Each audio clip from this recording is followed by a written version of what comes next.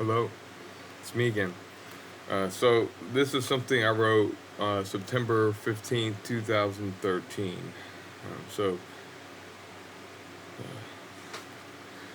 the eternal truth buried in this chapter, which is Acts chapter 15 of the book of Acts, transcends more than just history, but is perpetuated into eternity. I've always read the story and never really thought it was applicable because circumcision has become more of a cultural norm that has its pros and cons and not so much of a religious ceremony. As I read this story, another aspect seems to be cut from the pages as if removed by a skillful surgeon. You can go back and read the whole thing if you would like, but I picked out a few verses I found to support what I believe has been revealed to me. Acts 15:1. And certain men which came down from Judea taught the brethren and said, Except ye be circumcised after the manner of Moses, ye cannot be saved. I believe that circumcision is more of a culturally accepted practice for belief sanitary benefits and is not really something that the church, to my understanding, struggles with.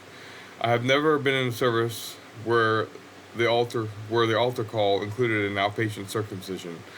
So I tend to dismiss this story because I do not see the relevance of a seemingly outdated religious tradition. Although the verse in Acts seems to be about circumcision specifically, the sentiment is the point. Genesis 17, starting verse 10.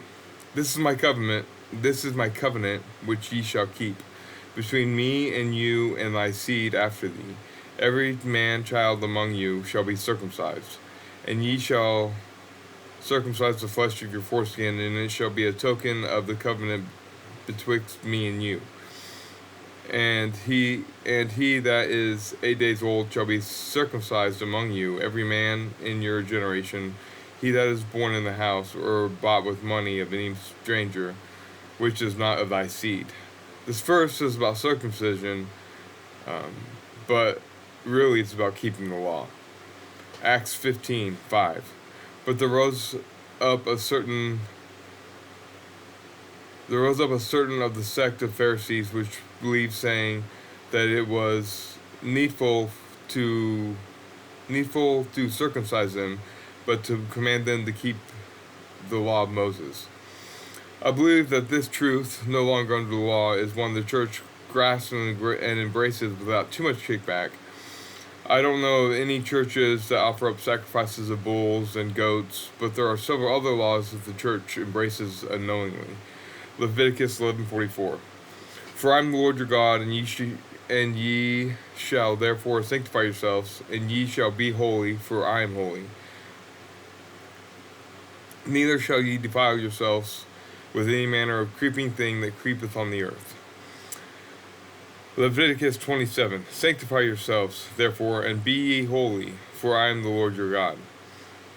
Thou shalt not avenge nor bear any grudge against the children of thy people, but thou shalt love thy neighbor as thyself, for I am the Lord. Exodus 20:1-17 are the Ten Commandments. These are great talking points that can inspire people to live better lives. But if we let the Bible interpret itself, we can see in Galatians 5:4 that Christ has become no effect unto you, whoever are justified or made righteous by the law, ye are fallen from grace. So are we really any better off incorporating the Ten Commandments into our Christian walk? I think a verse that always throws people is John 15, verse 10. If ye keep my commandments, ye shall abide in my love, even I has kept my Father's commandment and abide in his love.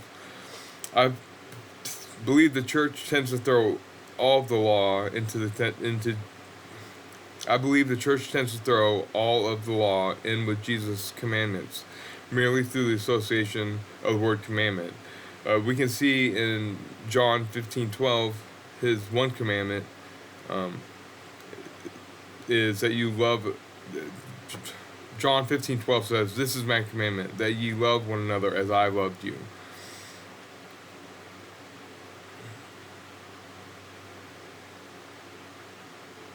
Oh, okay. And something I was going to say earlier is when it says it says, "Be holy as I'm holy."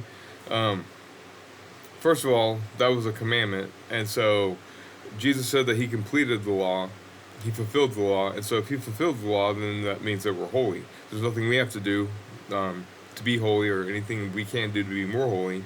We're holy because of Jesus' perfect sacrifice. And the word uh, "be holy" is a third person part of speech, I think, and it's the same. You could interject or intertwine. You could switch out the "be" and the phrase "you are." So you could say, "You are holy as I am holy," that would be God saying that to us, and that would be correct based on the way the Bible is written. And so there's a lot of uh, literary rules and just rules and ways we write things that when the Bible is read, seems to go out the door. Um, like everybody says, when you do something wrong, that's a sin, and it's kind of true. But sin is a noun, and so it's not a verb, which is what you would do.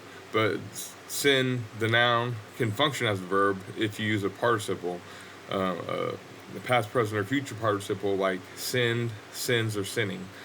Um, there's just a lot of little things in the Bible that, if you don't pay attention to it, just read through it, you don't get the real message out of what's trying to be conveyed.